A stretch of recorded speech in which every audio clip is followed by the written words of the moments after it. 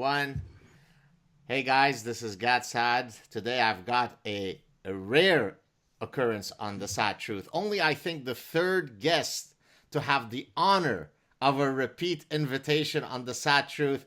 Michael Shermer. Sir, how you doing? It's good to be back. I'm back for the bonus round.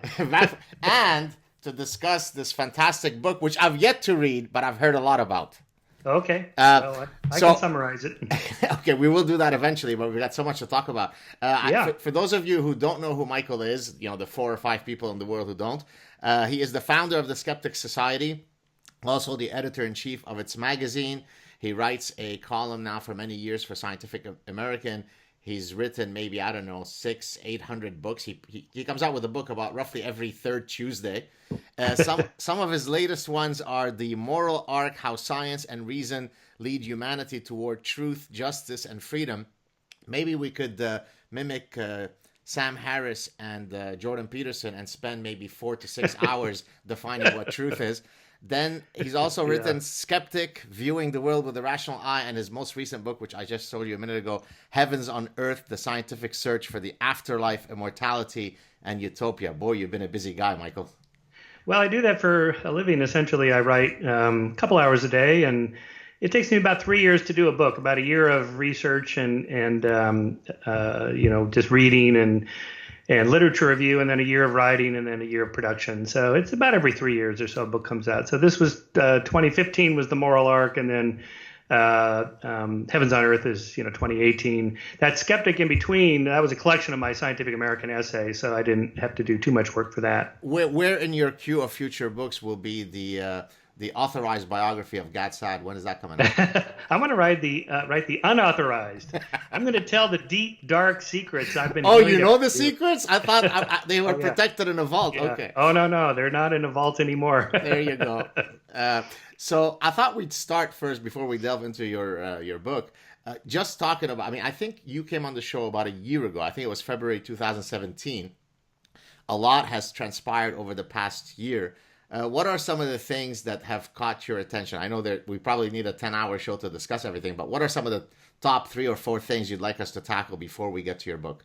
Well, I think, queuing off my last book, The Moral Arc, the obvious question is can you really say there's still moral progress, in the age of Trump and post-truth and alternative facts and those kinds of things, and Syria, and all the problems around the world, Brexit, and so on. I have to admit, that these are, a couple of 2 steps back, 3 steps forward, 2 steps back. Not all these things are linear and always progressing. Moral progress or any kind of progress doesn't work that way. The analogy I make is like the global warming curve. It's up and down, up and down, up and down, up and down. The overall blade or curve is going up, but there's lots of downturns as well. So I am a little concerned about some of those things. The erosion of fact-checking in the media, although I'm encouraged by the backlash against that in the form of fact-checking sites like PolitiFact. And Snopes has become, much bigger than they used to be. And, PolitiFact, they actually fact-check politicians' speeches in real time. You can log in and watch them, going true, not true, pants on fire, and he's really lying. And, so that's kind of a bottom-up market solution to a problem of a complex system here where you get, fact checkers checking the facts that are being portrayed as facts and so on. So I think that's encouraging. I was worried. I've always been worried about nukes a little bit. I wrote a whole chapter on that in The Moral Arc. And I was encouraged then about the huge decline by about 85% of the world's nuclear stockpile. Still 15% of 70,000 weapons is a lot. Okay, so it's about 8,500 to 9,000 nuclear weapons still around. That's enough to, if not extinguish the species, cause, catastrophic disaster. So, and with Trump and Kim there for a while, doing the short arm inspection that guys do, that was a little worrisome, I have to say. But I've now kind of decided I think Kim may not be a complete madman. He may be a rational calculator. He may be actually doing what we've been doing for decades, which is employing mutual assured destruction by having, being a badass and just saying, you mess with me, I'm gonna use the nukes I have. You don't mess with me, I won't use them. And he may be doing that. It's too early to say for sure, but I think I have a feeling that if you take the perspective of the other moral actor, and instead of moralizing about how bad they are, but just ask, what are they thinking? And if you look at American foreign policy and how we treat countries that have nukes versus how we treat countries that don't have nukes, I can see why somebody would say, you know what, we're just going to get nukes and the Americans won't fuck with us. And that's true. So maybe he's a little more clever and devious in his calculations than we gave him credit for. Do you think that the fact that Trump is perceived as a somewhat reckless, seat of the pants kind of guy might be something that played to the advantage of the Americans vis-a-vis Kim, and that now he actually worries about the supposed recklessness of Trump, and that maybe that's what led to them deciding to meet? That could be. Yes, absolutely. I mean, that was Nixon's ploy back in the 70s was, he told Kissinger, let these people know I'm crazy. Just tell them I'm a nutball, and I could just go off the rails at any moment and just start nuking people. That'll bring them to the table. And that was an actual Nixon strategy. And I don't know if Trump is smart enough to actually conceive of such a thing. He may just do that de facto by his personality, by just kind of acting reckless as he does. But the effects may be the same. It could be, let's talk. Let me ask you this. I don't know what your exact position was regarding Trump when he was originally elected, but the general consensus amongst most of our common friends and anyone with whom we share, say, the academic ecosystem, was that life on Earth would cease to exist in its current form. He would ban sex. He would eat your children. 16, or how is it now? 14 months later, roughly, are you more I know you're, by dispositionally, you're an optimistic guy. Are you feeling more optimistic about Trump if you were ever feeling pessimistic about him? Maybe less pessimistic. Rather than saying more optimistic, less pessimistic might be a better way to say it. The things that were projected that would happen, the deportation of, tens of millions of Mexicans to the south of the border didn't happen. The complete abolishment of Obamacare didn't happen. The wall hasn't happened. I know he was down checking wall swatches last weekend here in California, but whether it actually happens or not, I don't know. The eradication of democracy was going to happen. A new dawning of a totalitarian regime was about to happen. It doesn't seem to have happened. No. I think this is actually a good test of the premise of the moral arc, that there's enough checks and balances in our system to keep any one power source from getting too much power. No catch basin of power that pops up here or there can get much of a toehold, because the others will keep it in check.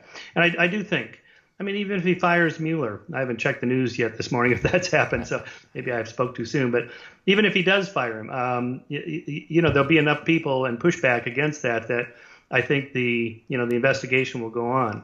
And no, I don't think I don't think he's Putin or Hitler, for that matter, Orange Hitler, as Bill Maher calls him. I don't think so.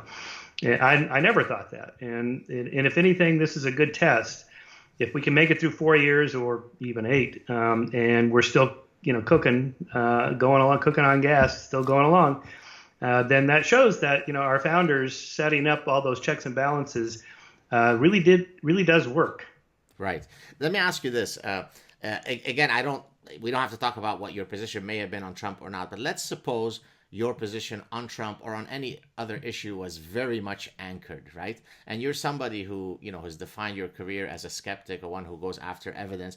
So can you give us some examples of cases where you were etched, in stone in a particular position, and then as the evidence came in, you switched? I think the climate change issue is one that I remember you talking about. Are there other ones, whether they be public ones or ones that you haven't discussed in public? Yeah, gun control. Yeah, I was, because I used to call myself a libertarian. I don't anymore. I now use the phrase classical liberal. I prefer no labels at all. Steve Pinker, my friend, has always been careful about not using labels. And I think he made that decision early in his career, and I think that was wise, because the moment you get a label, on your forehead, then everybody stops listening to what you have to say, and they just think, oh, I know what he thinks because he's that. And so unfortunately, I started calling myself a libertarian. So, okay, you're one of those nutballs out there. No, like this guy. No, I don't actually agree with that guy. How about this guy? No, I don't actually agree with him. So the common take on gun control amongst libertarians is we're against it. Why? Because we're pro-freedom and people should be free to do whatever they want. Okay. But I changed my mind about that when I started kind of paying attention to school shootings and rates of homicide and why they've been plummeting and, all the problems that go on when you have a gun in the house. For example, there's studies that show that you're 11 times more likely, if you have a gun in the house, 11 times more likely to shoot yourself accidentally. A family member shoots themselves accidentally. Somebody kills themselves intentionally, a suicide, depression, family friend, children find the gun. These are all things that can be avoided if you're a responsible gun owner with a box, safety box, and so on case. But people don't always do that. So as 11 times more likely than those things than shooting the bad guy. So a good guy with a gun, killing a bad guy with a gun is pretty rare. Anyway, so all those things combined with the idea that we already restrict guns. We restrict machine guns. Machine guns are illegal. They've been illegal since the 1930s, when the mafia was in the whole 1930s era of all that crime. And bazookas, you can't own a bazooka. We already restrict freedom, so it seems to me reasonable. I don't think I'd go so far as to say let's overturn the Second Amendment yet, but come on, really, what do we need these things for? I've also been influenced by my wife, who's from Germany, where, to get a gun is a big deal. You have to go through, like a dozen steps. They want to know, why do you want it? Where are you going to keep it? You're a hunter. Well, you can keep it at the hunting lodge and just pick it up when you go hunting. Well, no, I want it in my house underneath my bed. No, you're not going to have it in your house underneath your bed. And, in most countries, not just Europe, Japan also, they have lots of restrictions and they don't have problems and they still have plenty of freedom and so on. So I think, that one. What about abortion? The corollary? Sorry to interrupt. What about the corollary of everybody and their mother in Israel has machine guns and we don't see gun violence there? Yes, that's right. So, these are complex social science problems of teasing out the causal variables. Israel is a very different country there and they have a lot more gun training. And a lot more safety. The NSA, not the NSA, the NRA used to be, a gun safety organization, and that's what they did. Teach kids how to be safe with guns and practice and go to the range regularly, and then they turned into this lobbying organization, and they were corrupt. They've been corrupted by money. So. So Israel is a very different kind of country, as is Australia, where they just, they banned long guns and got rid of them all after that mass shooting in '96, and it worked. But, there's not very many people there and there weren't very many guns. We have 350 million guns. Part of the problem is that, it's like a power law, like 90% of the guns are owned by 10% of the people. So, I don't have a gun, but, somebody down the street has 10 guns, that kind of thing. And so, I have no good solution to the problem. We're going to end up with another Waco or Ruby Ridge if the government decided we're going to take people's guns away. No, you're not. This is not going to happen. This would not end well. So I don't know what the solution is other than just moderate restriction, background checks, the size of the clips, just 10, what do you need more than 10 rounds for? This sort of thing, I think, could maybe reduce the carnage a little. I do like the idea of technological solutions like the fingerprint or the palm print. The gun won't shoot if it's not your fingerprint on the trigger or your palm print on the handle. And the gun safety cases that you can store guns in are much better now. Kids can't get them. It requires like a fingerprint to open it, that kind of thing. Those are good improvements. Right. That would help. I was going to say, you mentioned earlier that Pinker tried to stay away from getting himself politically labeled. I've done the same thing, but not because I had any sort of a priori strategy, because I actually don't believe that I can be labeled, because I'm someone who always has argued. Actually, I was recently interviewed by Breitbart. That's how people label me. Because I saw something about that. Didn't you get in trouble for that? Yeah, of course. So first let me mention, even if I am very clear about not wanting to be labeled, your behaviors end up getting someone to label you something, because ultimately people want to use fast and frugal heuristics to label you because it's a cognitive shortcut, right? So that's right. I have to find a way to label SAAD. If he's not courteous enough to give me his label, then I will infer it by some behavior. Oh, he granted an interview to Breitbart News. That shows that he must be then a Nazi. But in any case, in my case, and I suspect probably in yours, I take each issue piecemeal, right? So for example, on most social issues, I would be considered as someone extremely liberal, the most liberal guy you could imagine. I don't care if you're transgender, of course. I don't care if what you do in your bedroom and so on. On the other hand, when it comes to some immigration issues, I might be considered a hawkish, alt-right guy, which of course I'm not. But I let my reason, my critical thinking, however well I can construct an argument, decide in a piecemeal fashion how I assort myself on the issues. Why aren't more people following this approach? Yeah, I think that would be good. I think more of us should do that. I think maybe I'll even drop the classical liberal label and just say You're an ideas guy. You're an ideas guy. Ideas guy or issues, single issue. Well, I'm not a single issue person, but just one issue at a time person.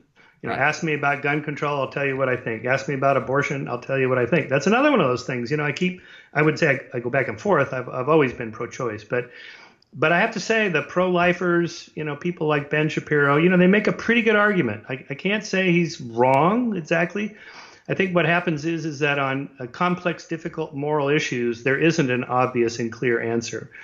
And that you have competing rights, and you have competing ethical systems, utilitarianism versus deontological versus natural rights, and so on. And depending on which one you're kind of committed to, or, I just happen to think adult women's rights are more important than the rights of a fetus, without denying the viability of a living organism inside a woman as a potential human person.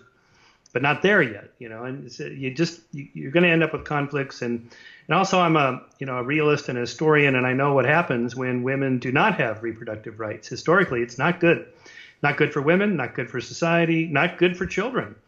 We know that the rates of infanticide were very high before Roe v. Wade, and not to mention the back alley abortions and all that stuff. So, and infanticide, don't play that down. That could come roaring back.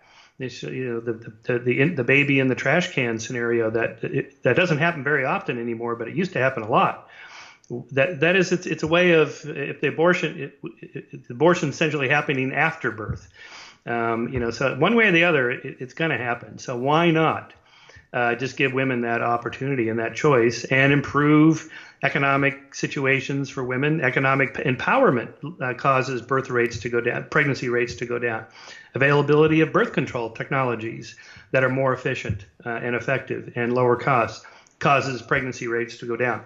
So if our mutual goal between pro-lifers and pro-choicers is to reduce the number of abortions, that should be our goal. And our question should just be, what's the best way to do that? Forget what political party you belong to or what your position is. Forget the labels, pro-life, pro-choice. We agree we want abortions to go down. How do we do that? Right. And I think we have a pathway to that. Your epistemic humility in saying, look, I struggle with these issues and I could see pros and cons of both sides of a particular issue is a wonderful testament to the importance of intellectual diversity on university campuses, right? Because when it comes to scientific facts, then there aren't multiple competing. There isn't intelligent design versus evolution. Right. But when it comes to what is the optimal fiscal policy, is it okay to have the death penalty or not? I could hear both sides of a particular position, and I could actually really find value, even though I hold position A. I could really see some of the, and so this speaks. I mean, you are a professional skeptic who spent his life engaging these debates, and yet you're saying, look, I could see the other side. That's the perfect, if you like, selling point to why we need to have intellectual diversity for our students. Totally. I mean, that's what I teach. I'm teaching an honors course at Chapman this semester on evolution, ethics, and morality, and they have to do debates. and we're gonna argue both sides of these issues, because there are good sides. So we have a nice textbook that presents like the best article ever written on pro-choice, the best one on pro-life, or anyway, and they have to read them both and then argue both sides. Okay, so like take capital punishment. This is a good example. I remember the election with Michael Dukakis and George Bush Sr. Right. And they asked Michael Dukakis about capital punishment, but they did it in a very direct, personal way, saying, if your wife Kitty was raped and murdered, what would you want? Right. Now the correct answer is, I would like to fry this motherfucker, put the thing on his head, right. Fire up old Sparky and just fry this fucker till he's on fire. That's what I would personally want to do to this guy. That's the correct answer, and everybody would go, yeah. And then you stop and go, but I would not want to live in a society in which we allow people to do that sort of thing to each other, because that's very barbaric. We can't have capital punishment because we don't want to give the state that much power. We don't want people to fall into self-help justice and vigilante justice, and everybody's on the streets killing each other when they get mad.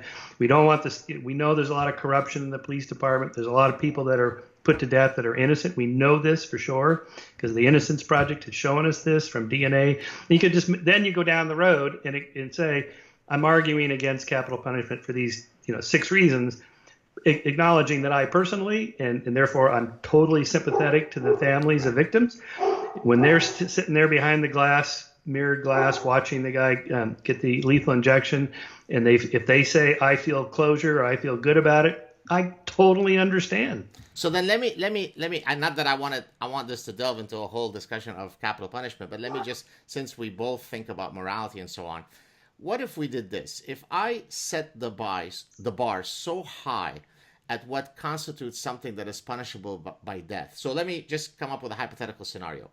If we find your semen inside the rectum of 10 or more children and they're found dead, that's the only time we will put you to death. So did you see how high I set the standard? Yeah. It is impossible. It is incontrovertible that it would have been a massive conspiracy that the police set this whole thing up.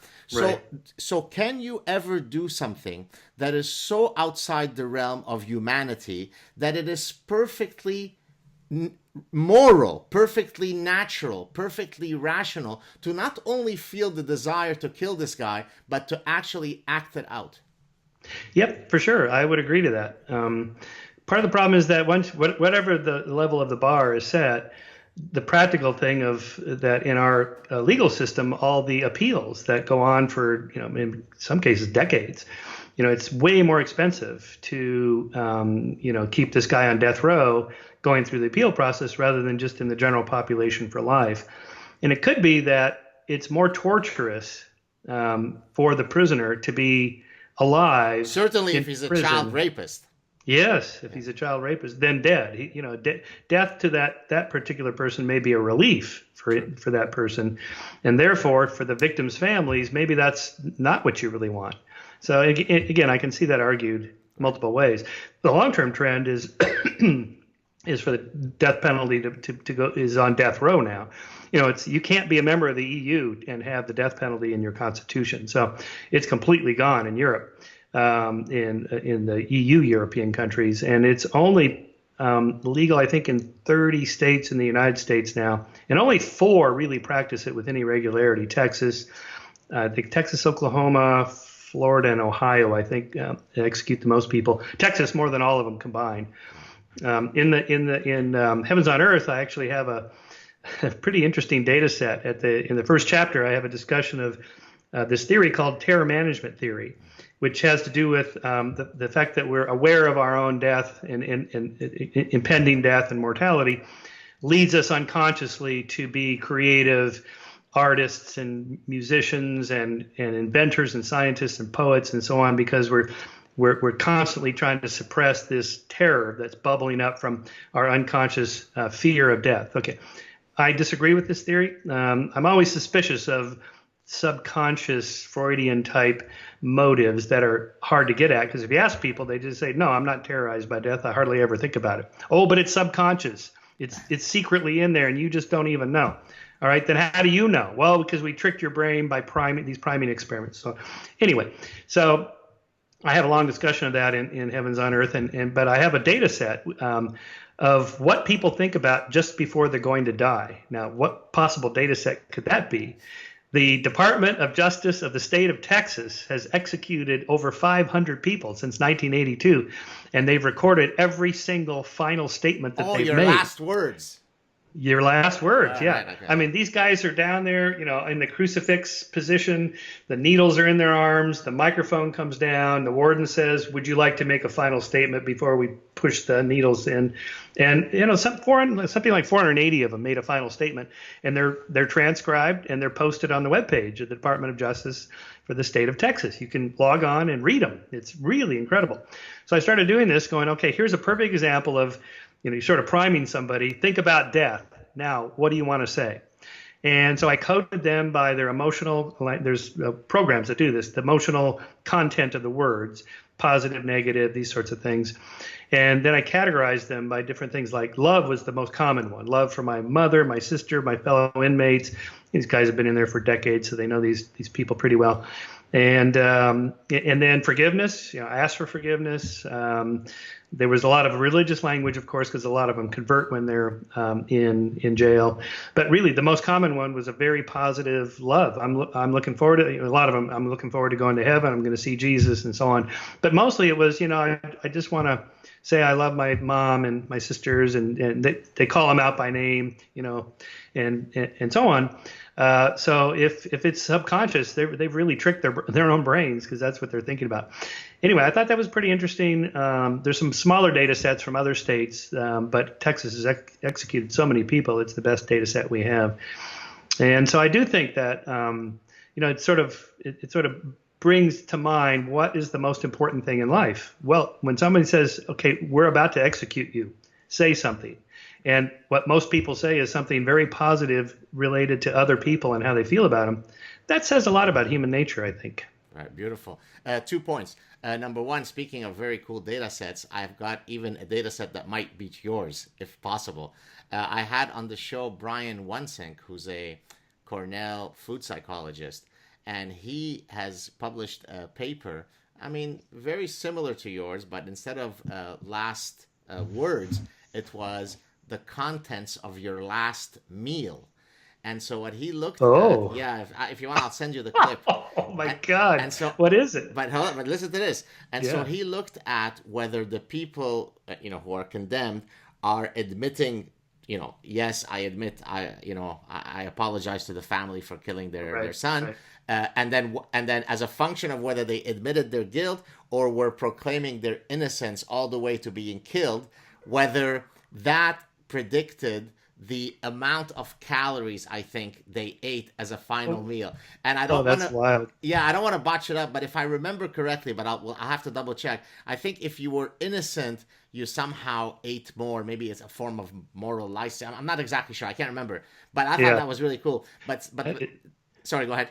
Yeah, that is super interesting. Right. The second point I was going to make is that I just shared with you probably about maybe 2 or 3 hours ago, on Twitter, an article that I had written back in 2010. You probably didn't get a chance to read it yet. This was an article I wrote on my Psychology Today column, where I was basically arguing that there are 2 roads or 2 paths to immortality, none of which require religion and God. And my argument was very much rooted in a basic Darwinian materialist approach. I am literally immortal by having children, and I am literally immortal by having my memes propagate. So to the extent, so it's not that I am subconsciously writing books so that I could become immortal and I have the SAAD truth, but the fact that I leave off a legacy, whatever that legacy is a path to my immortality. Our chat today might be watched, I hope it is, in 200 years, and in that sense we live on. What do you think about these 2 definitions of, quote, my immortality? Yeah, absolutely. That is what I argue for that also in Heavens on Earth. Of course, but what most people want is like Woody Allen. They don't want to live on in their work. They want to live on in their apartment. And they want to know, how do I do that? So that kind of takes us into the book. I explore all these different scenarios that people have concocted, religious and scientific. But of course, now, so let's go back to your what you just said.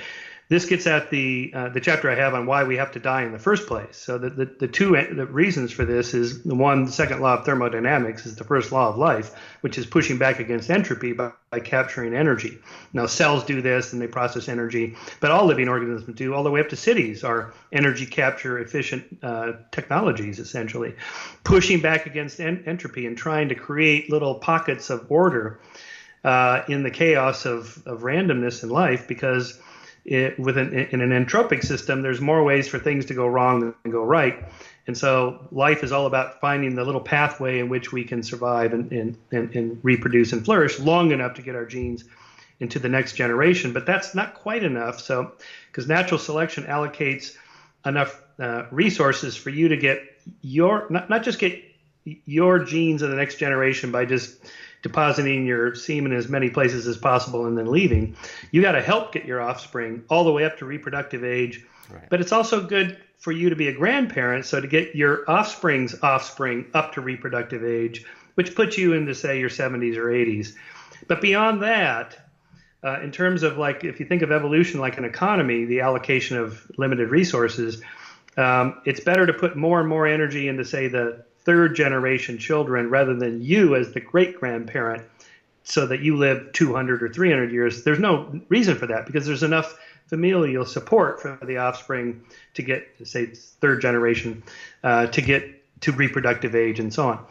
And the language I use, of course, you know this, but the language I use makes it sound like there's a secretary of energy up in the sky allocating all the resources and who's going to get the baby or the grandfather, whatever. Of course, there's nothing like that. Natural selection is just an algorithm that grinds along, but that's the result of that. And so all the attempts I discuss in the book about how to beat that, it's a huge problem, because we have, billions of years of living organisms decaying. Entropy, wears the cells down. Cells can only divide so many times. The Hayflick limit, 50 or 60 times, boom.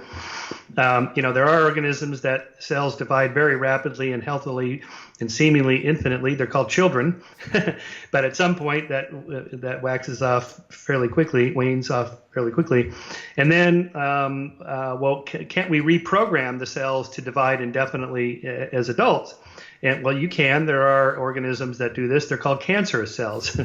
So somehow you have to solve this problem without becoming blobs of cancerous tumors. So all the radical life extensionists that I discuss in the book, I think they underplay how hard a problem this is. We're just going to reprogram the cells. Right. So, yeah, not just. That's a huge problem. You're talking about reprogramming a billion years of evolution. Well, there's a path dependency. So if I were to take all of the points that you just mentioned, and I could put them in evolutionary terms that I think both of us would know, but maybe some of our viewers wouldn't. So when you're talking about, the aging process and the sort of the time clock of the cells, I mean, the evolution of senescence is exactly about this idea, right?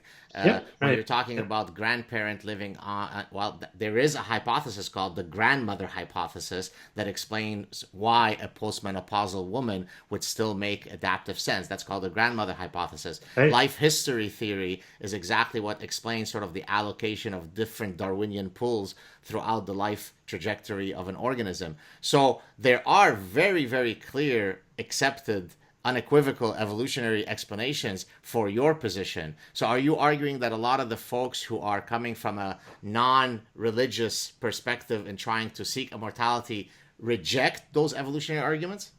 No, they don't reject them, but they want to re-engineer evolution. Okay. I just think what I'm saying, I think they're underestimating how hard a problem that's going to be, because all the systems start falling apart in your, say, 80s or 90s. I mean, the drop-off is fairly quick, for very good reasons. That evolution just, it's not like there's one thing. If I just take curcumin, or if I just exercise more or whatever. No. The whole system would have to change. And we have no idea if we reprogram the cells to extend the Hayflick limit to, say, 200 divisions rather than 50, what that would then cause, additional unintended consequences. We just don't know. And anyway, but these aren't cranks or quacks. I mean, these are people like Larry Page, and Sergey Brin at Google, they have a company called Calico. They've invested hundreds of millions of dollars to defeat aging. Now, I don't think they're going to do it, but what I'm hoping for is that along the way they solve specific problems like cancer, various cancers, Alzheimer's, senility, dementia, these sorts of things that us baby boomers are going to be hitting the wall here in a couple of decades. It's like, okay, go guys, go. And what would be if forgetting about sort of the science fiction-y stuff, the connectome and the cryogenic stuff. Uploading, yeah. Right. If we just do the straight advancements in science, the nano robot that can go into your arteries and clear all the deposit, so it is no different than when you were 10 years old. If we're able to implement these types of scientific and medical advances, what would be the extension that is likely to come about? Well, I mean, Aubrey de Grey, who is trying to do this with his SENS program, SENS, is 7 different things he wants to do, all at the cellular level, having to do with cellular physiology, inside the cell, outside the cell, and so on. He thinks if he was able to do this, you could live 1,000 years. I'm not at all convinced of this. 1,000? Again, 1,000, yeah. What's the calculation? Can you give us a summary? Oh, I think he's just pulling this out of his hat. Okay. Yeah. When these people say to me, Shermer, don't you want to live to be 500? It's like, listen, just get me to 80 without cancer, get me to 90 without Alzheimer's, get me to 100 without senility. I don't want to be in a bed with the morphine drip. Just one step at a time. I think they're going for too much. Again, along the way, if they solve problems, that's great. But I'm not one of these people that says, there's a natural lifespan and we all should die and that's a good thing. Death is good. It's good for society. I don't believe that. And I think most people, as long as they're not depressed or medically a medical wreck, would like to continue living. I mean, interestingly, I cite surveys in the book that, you ask people, how long would you like to live? Almost the common answer is whatever the current average lifespan is. I don't know, 80. Okay, so let's fast forward to, year 80 and tomorrow's the day, and your doctor goes, well, tomorrow's your day. And you're sitting there healthy and strong like us right now going, well, wait a minute, wait. Doc says, would you like another month? Yeah, I'll take another month. How about another year? Oh, yeah, absolutely. I got some more things I want to do, travel. How about 10 more years? Yeah, I was thinking about starting a new career. Yeah. Okay, so we fast forward 10 years ago. Okay, tomorrow's the day. No, wait a minute now, hang on. So I contend as long as you're healthy and strong, so if we solve these little specific problems along the way, we can push the boundaries. Now, the problem is this upper ceiling of 120, which no one's ever gone past, and as far as I can tell, won't. What is the official oldest recorded, oldest person? What is it? It's debatable. 122 is kind of the official, but it's always questionable because back then, the records were not as clear. But usually it's right now, I think the oldest living person is 116. And last year that person died and was replaced by another person who was 116, and then they died. Anyway, so that's pretty much the upper. So one of the myths I debunk is that, so live twice as long today as they used to. That's not true. Centuries ago, people lived in their 80s and 90s, just not very many of them. Right. And so now we have more and more pushing up against the upper ceiling. Well, and I think it's because if you use life expectancy as the metric, given that you had a lot of people who would die before they reached the age of 1 or 2, then you would have, it brings it down, right? So the average life expectancy in 1632 was 47. And then you say, wow, now it's 80. But that's just because now we've cleared the problem of childhood mortality. But in terms of the maximal lifespan, it's probably the same it was today as it was, 500 years ago. That's right. I mean, if somebody in 1632 made it to 40, then they had a very good shot of making it to 60 or 70. Because they passed all the other hurdles. And so one of the things we've done as a society through public health measures, vaccinations, and so on, and modern medicine, is to get more of us over those early hurdles and up to the upper ceiling. Now, what would happen at, say, age 150 or 200 with your brain and all the other systems that would then undergo additional changes? We just have no idea. We don't even know what we don't know. And we won't know until we got there, and I think we're not even remotely close to that.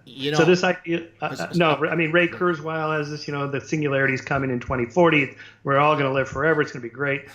And I tell you, when I go to these, like the Singularity Summits, and Ray's up there, I like Ray. He's a super smart guy, very inspirational, total pro science and technology. And but it sounds like I'm in church again. Like, we're the chosen generation. We are we're the ones. Like, wait a minute. I've heard this before. It's funny because when I was very briefly looking at some of the stuff that has been written about your book in preparation for our chat, where you talk about is it connectome? Is that connectome? Right yeah. And some of the ideas behind that, sort of downloading all of your synapses that capture your personhood.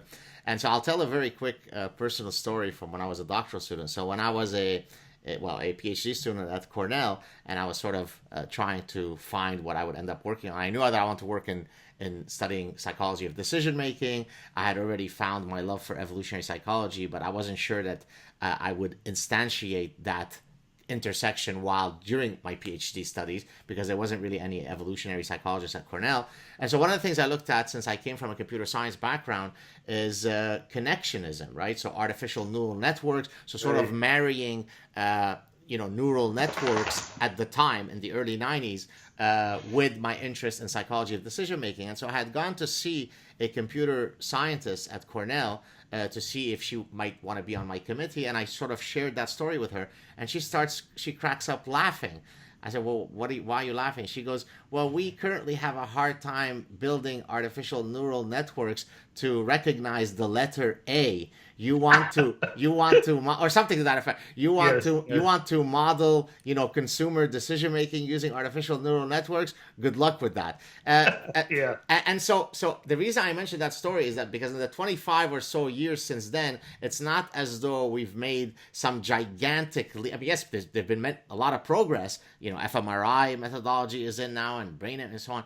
But we're still so astronomically removed from either the science fiction possibility of understanding how synapses fire and so on, that to the connectome is pure Star Wars science fiction. Totally. Yes. Yeah. People confuse the, like Moore's law, the doubling power of computers every 12 to 18 months at, the same price. But that's hardware. That's just number of chips on a certain given space. We're talking about something completely different with human intelligence and cognition. It's a way more complex system, and and like, for example, software. So my Apple laptop here is improves every 12 to 18 months. I got to buy a new one like every 3 years or so because it's so much better. But the software, I'm still running Microsoft Word and PowerPoint. These haven't really evolved much. I mean, the incremental little improvements. The fact checker or the spell checker is a little better now than it used to. Whatever. But these are not like Moore's law, qualitative doubling and huge leaps of improvement in software. And that's what it would take to increase, say, artificial intelligence to be something like human intelligence, whatever that is.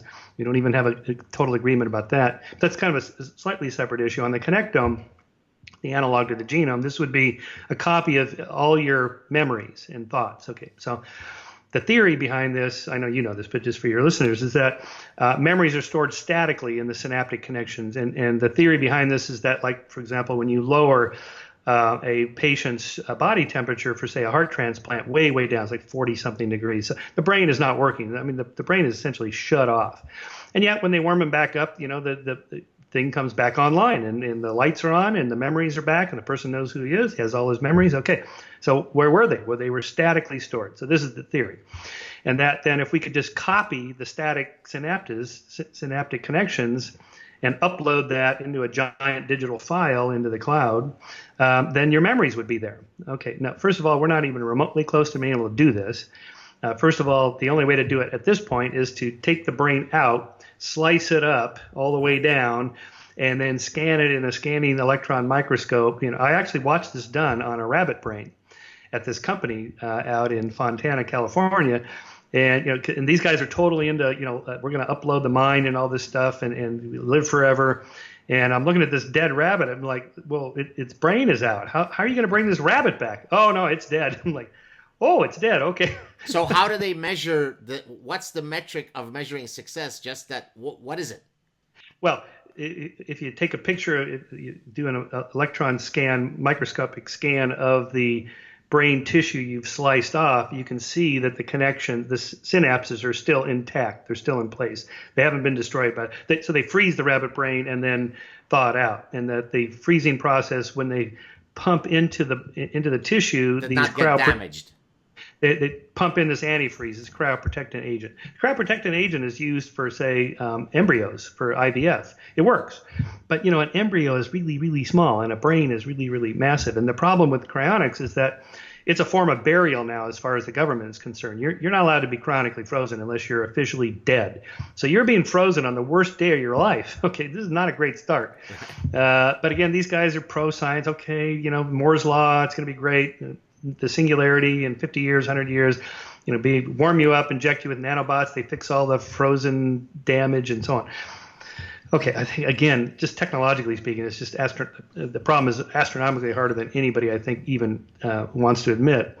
But there's a more serious problem with the uploading the connectome, and that is it's not you. Let's say in a century or two from now, we had a super sophisticated fMRI brain scanner, and we scanned SAAD's connectome and uploaded it into the cloud, and we had a big enough file to do this.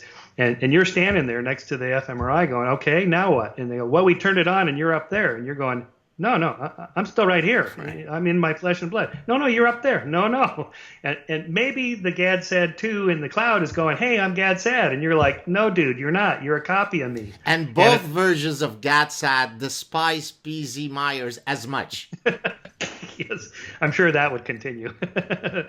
This is like the Star Trek transporter. What's it doing? Is it just moving Captain Kirk's atoms from the ship to the planet and back, or is it copying essentially his connectome or his entire body and then reconfiguring the information with atoms on the planet? Well, then what happened to the original here on the ship? That has to be destroyed. You can't have multiple Captain Kirks. Although this did happen multiple times as a plot device. The good Captain Kirk and the evil Captain Kirk. So. I think, but the problem is a serious one. The problem of identity is, who are you? So we know that we're not just our physical stuff, because our cells are recycled every 7 to 10 years. So you're not the same man you were 10 years ago. I know your wife always reminds you of that, but honey, you're not the same except man you were in the bedroom. I'm even better. Yes, you're even better. You're aging like a fine wine. So what are you? Well, you're your pattern of information of what represents you. Well, you're always changing. In my section in the book on religious versions of the afterlife, I ask Christians, well, when I die, what's up there? If I'm Christian, what's up there with Jesus? Is it me, my physical body? Yeah, one sect says, yeah, it's you. It's your physical body. Jesus is there as a physical body. Well, how old am I when I'm up there? Right. And well, you're 30. 30. Yeah, because Jesus was crucified at age 30. Oh, okay.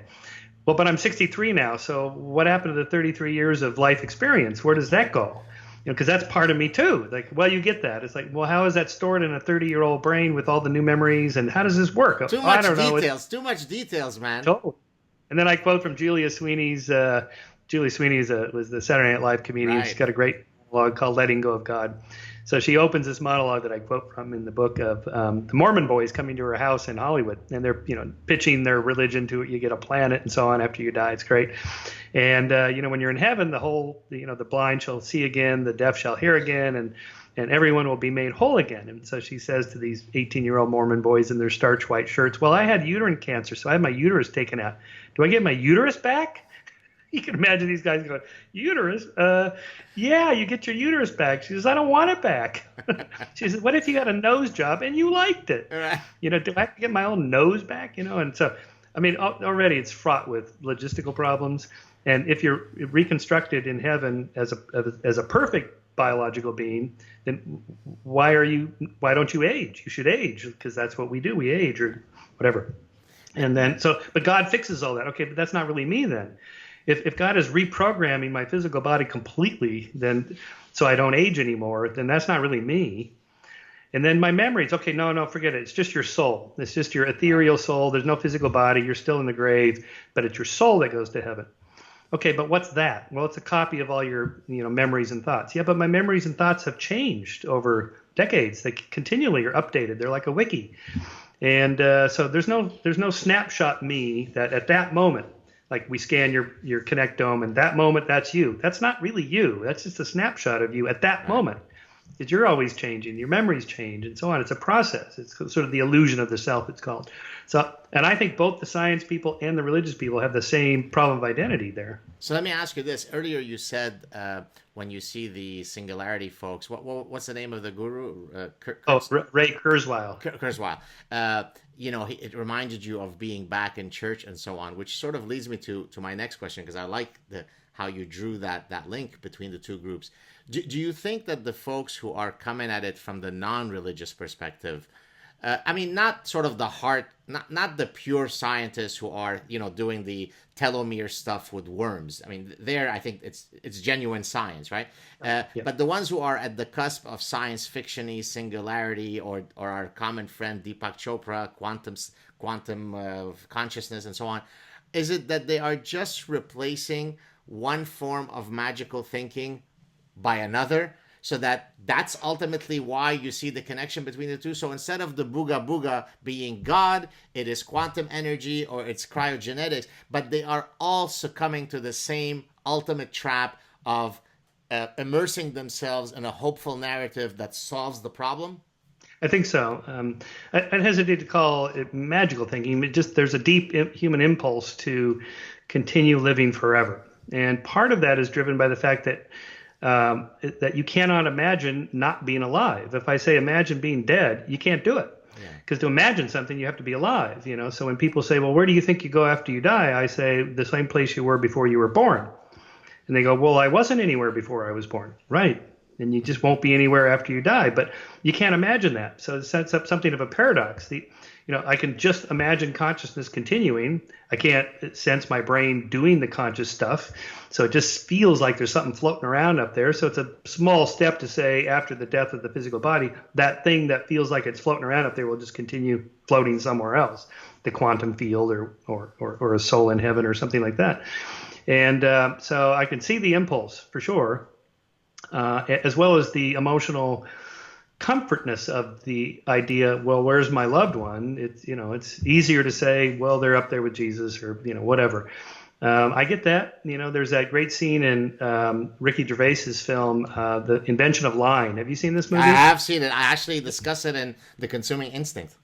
You do? That's great. Well, I love that movie. That moment where his mom says, what happens when I die? And, he could say nothing, but he says, well, everybody gets a mansion, like, whoa.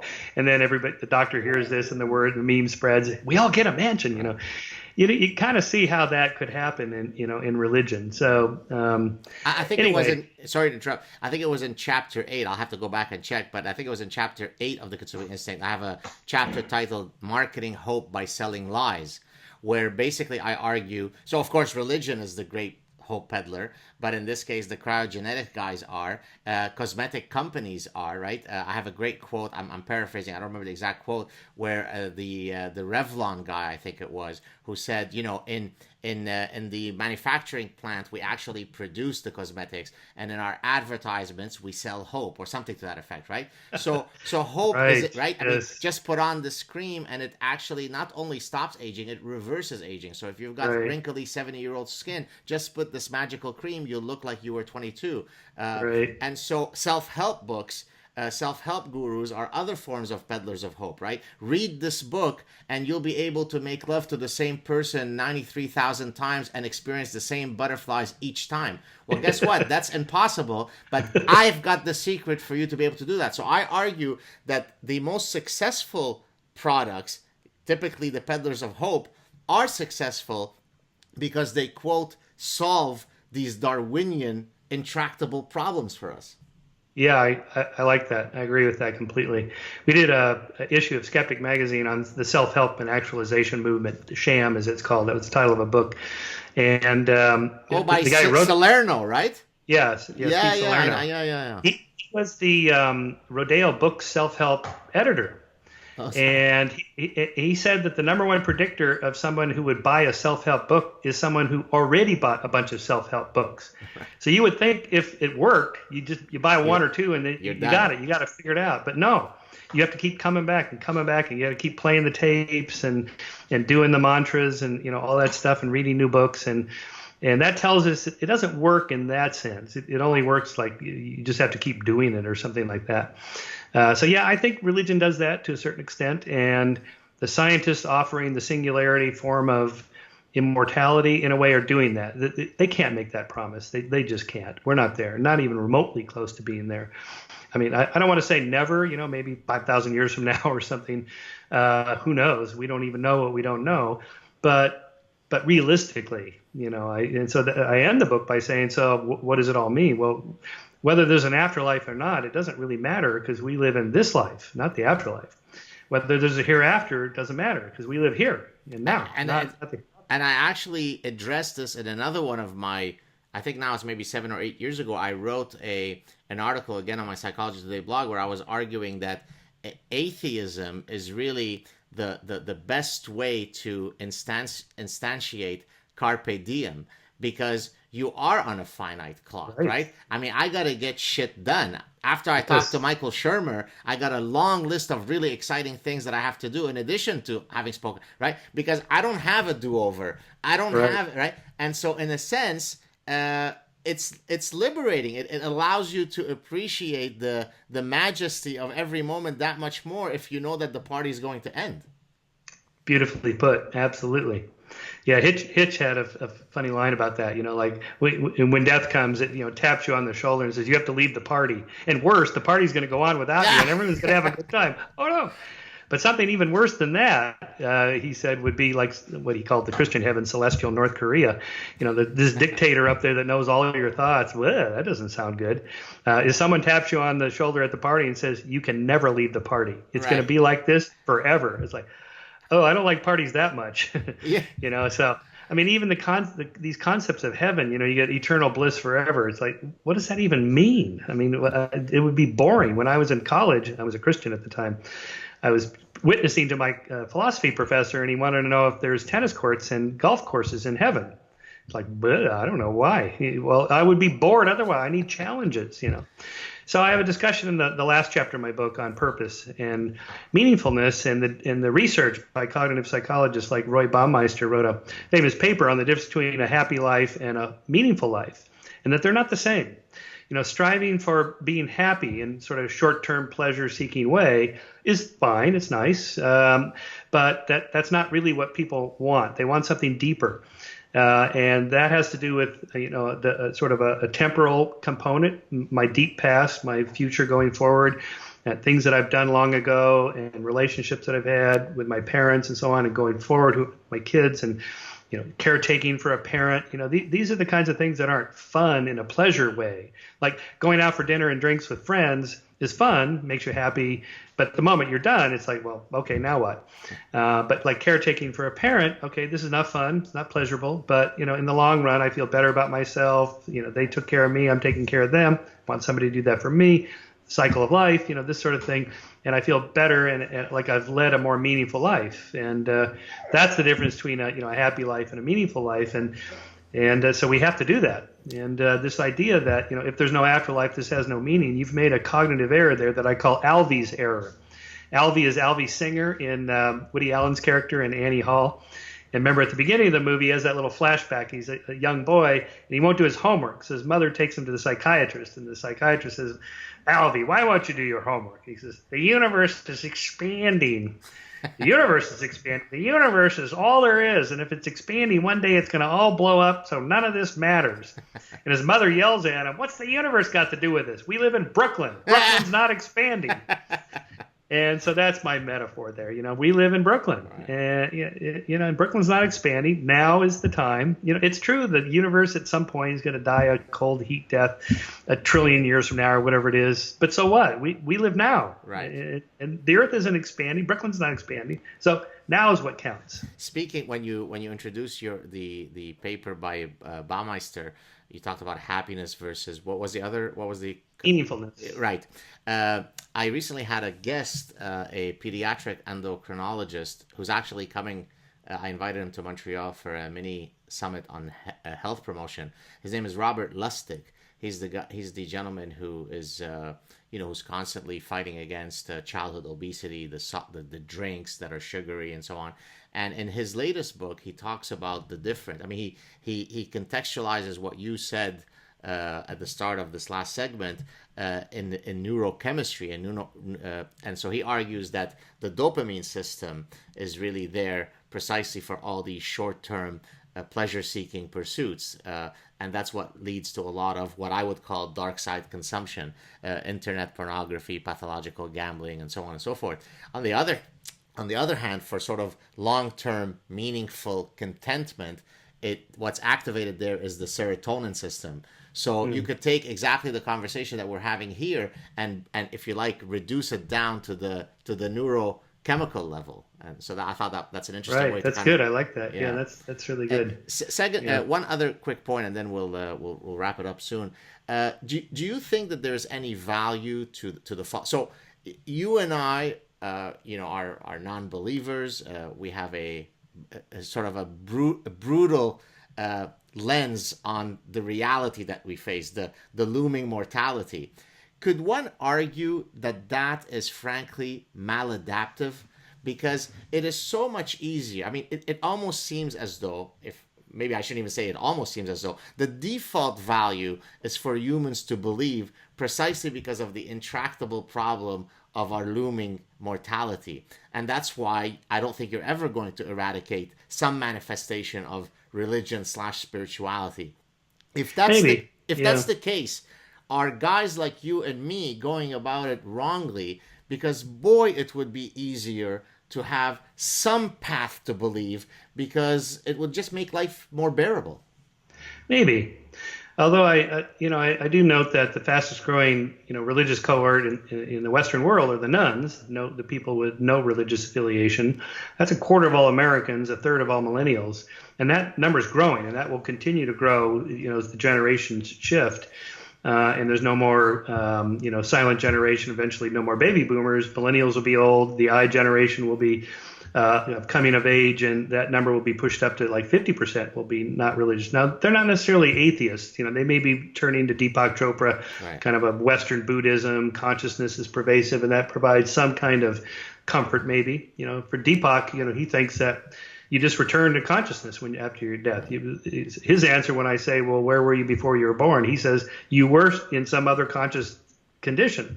But it's kind of sort of panpsychism, like this, my cup of coffee is conscious on some, primitive level, and you and I are a higher level, my dog's in the middle, something like that. I think that might be comforting to people. I'm not sure because we know these people aren't just all joining the Skeptic Society and reading my magazine and listening to your podcast. Yeah. They're doing other things that, like on the dating sites, spiritual but not religious, whatever that means. I think they're turning to that. So in a way, we kind of have an obligation, I think, to try to present a worldview that does feel fulfilling and so on. And it's not atheism, because atheism isn't a worldview. It's just a lack of belief in God, full stop. Really, it's humanism, or I like the phrase Enlightenment humanism as opposed to secular humanism, because secular has complex meanings having to do with government and religion, and just Enlightenment humanism. We believe in rights and civil liberties and reason and science and rationality and love and gratitude. And you can sort of give this list that people go, yeah, I feel really good about that. And without offering immortality, because we can't offer that, to be honest. So I think that's the best we could do, and I think it's enough. If you just stay focused on what matters here and now, not what happens afterwards. If there is some place, okay, I'm not against that, assuming it's not a horribly boring place. If there's heaven, and there's Stephen Jay Gould and Carl Sagan and Isaac Asimov and Christopher Hitchens and my parents, and that's fine. I'm not against that. I'd be very surprised, right? But in the meantime, why worry about that? Because who knows? Now is what counts. Can I end it with a toast? I'm going to take my glass of water. You bring out your... yes. Here's to our immortality and to future generations who will watch this. Okay. We are immortal. Cheers. Clink, boom. A real pleasure talking to you. Stay on the line, Michael. And may you hopefully be the first three-peat on the SAAD TRUTH soon. Yeah, that'd be cool. Cheers, buddy. Stay on the line. Right. Cheers. Hi, guys. I hope you appreciated my chat with Michael. We had a great time, and I look forward to having him back on at some point, hopefully soon. If you watch the clip and wish to support my efforts, please consider supporting my work through either my Patreon and or PayPal account. Thanks, everybody. Cheers.